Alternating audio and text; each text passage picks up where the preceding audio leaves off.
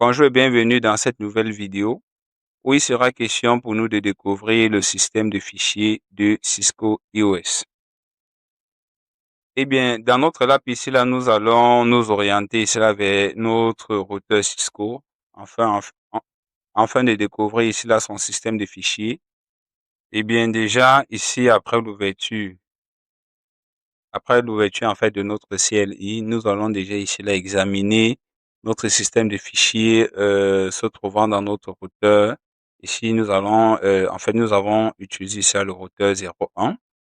OK. Pour cela, nous tapons la commande show file system. OK.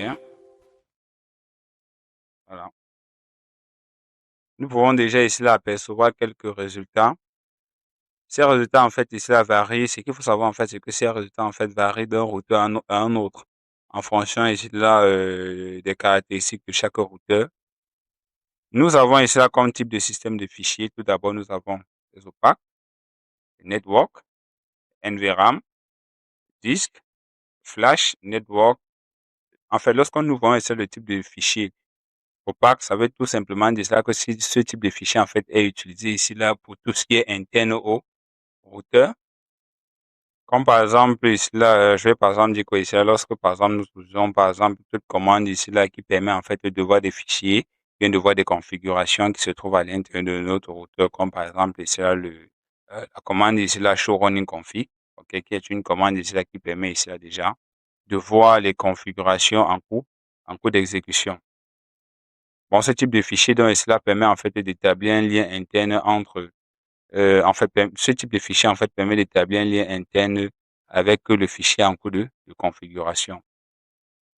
Et le type de fichier en fait network en fait permet cela au système ici de pouvoir accéder à toutes les ressources extérieures au routeur, comme par exemple un PC, un network externe. Et ici, en fait, le type de fichier disque, en fait, ici, là, c'est pour tout ce qui est mémoire de stockage, comme par exemple, tout ce qui est mémoire flash, tout ce qui est mémoire disque. En fait, de façon générale, ici, là, c'est un système de fichiers qui est utilisé ici, là, dans la sauvegarde, bien dans le stockage, en fait. Et le type de fichier NVRAM. NVRAM, généralement, ici, là, regroupe toutes nos configurations qui ont été sauvegardées avec la commande copy running config startup config. Et là, on retrouve aussi principalement au niveau du type de fichier flash, généralement tout ce qui est base de données VLAN, tout ce qui est aussi, on peut aussi retrouver à ce niveau notre système iOS, d'accord, ça veut dire c'est le système d'exploitation de, euh, de, de, de Cisco en fait. Et au niveau des tags, en fait, nous retrouvons plusieurs types.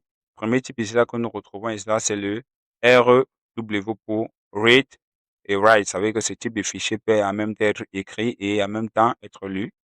Et oui, nous retrouvons aussi le type de tag, à savoir ici la REO, à savoir pour read only. Bon, il ne peut qu'être lu.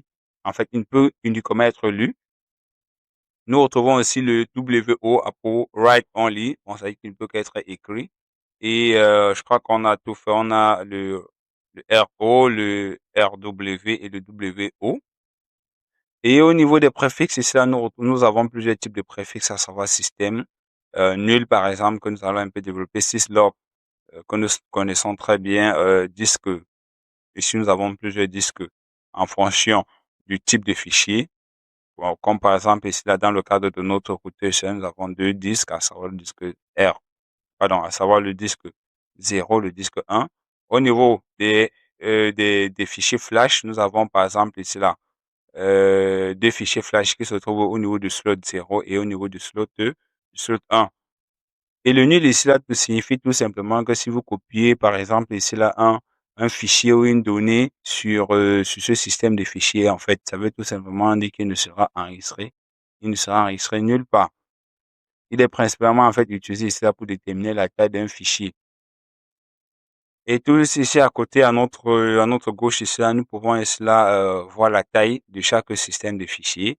Ici, par exemple, nous voyons ici là que notre NVRAM, par exemple, à cette taille-ci, et voici ce qui est libre ou bien ce qui peut encore être utilisé par d'autres données si nous souhaitons y ajouter.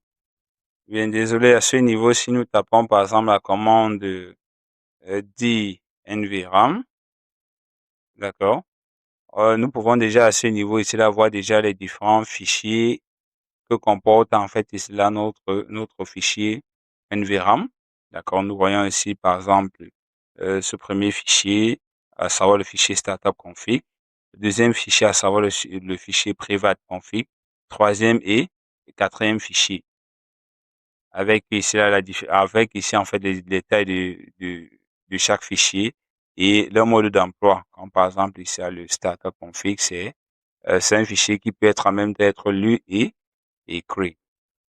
Désolé, là, ici, à ce niveau, si je tape par exemple 10, d'accord, je me rends compte que à ce niveau, au niveau de mon espace disque 0, je n'ai aucun fichier à l'intérieur. Pareil, si par exemple, je mets ici là 10, je vais dire quoi ici là 10, slot, d'accord, slot ici, on me précise que slot, je mets par exemple ici slot 0. Ok, on me dira ici là qu'il n'y a aucun fichier à l'intérieur.